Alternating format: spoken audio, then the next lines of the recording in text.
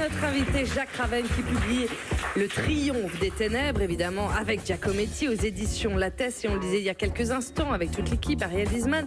Vous êtes maître franc-maçon et vous ne vous en êtes jamais caché d'ailleurs, Jacques Raven. Mais pourtant, en général, on ne le dit pas. Pourquoi est-ce que vous le dites publiquement ?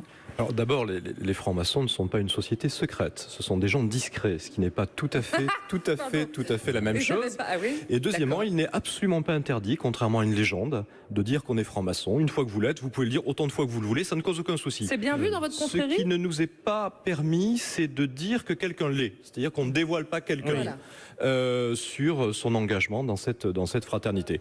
Alors moi, je le dis d'autant plus facilement que mon héros est franc-maçon, donc j'ai légitimité à pouvoir créer un personnage. Vous êtes a priori bien renseigné. Voilà, à travers mon expérience personnelle. Mais de plus en plus, vous remarquerez que la génération des francs-maçons qui sont aujourd'hui entre 30, 40 et 50 ans le disent de façon assez détendue. Est-ce que vous subissez l'anti-franc-maçonnisme, l'anti-maçonnisme comme d'autres, l'antisémitisme ou l'islamophobie ? Alors aujourd'hui, il y a un anti-maçonnisme qui se développe depuis à peu près une dizaine d'années. Qui est très lié aux théories de la conspiration. Vous savez, les gens, ils regardent quoi ? Ils disent voilà, ma vie est bouchée, j'ai pas d'avenir, je suis bloqué. C'est toujours les mêmes gens qui sont aux commandes. Il leur faut une explication. Pour eux, l'explication, c'est quoi ? C'est que derrière, vous avez ce que j'appelle le complot statique. Le complot statique, c'est les sociétés secrètes, c'est les politiques, c'est les grands lobbies. Tous ces gens s'entendent en fait pour rester aux commandes, tandis que vous restez en bas. Donc les francs-maçons, alors c'est vrai que on a vu à partir en particulier du vote sur le mariage pour tous, des pancartes apparaître comme quoi c'était les francs-maçons qui avaient géré ce genre de choses. Désolé, sur ce coup-là, on n'y est pour rien. Ils servent à quoi aujourd'hui les francs-maçons ? Ils servaient à quoi ?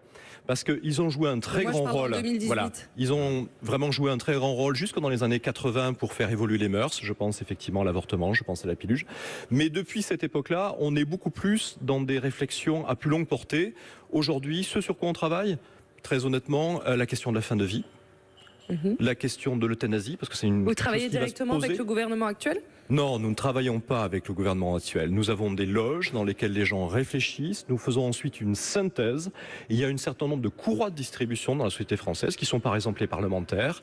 Et nous donnons nos synthèses aux parlementaires et nous appuyons ces demandes-là. Vous avez moins de pouvoir qu'avant Oui, très nettement, oui. Pour une raison toute simple, la franc-maçonnerie a eu un grand pouvoir tant que les partis politiques étaient en gestation dans l'espace public français. Maintenant que tout est structuré, nous sommes en retrait, effectivement, de ces idéologies contemporaines. C'est vrai.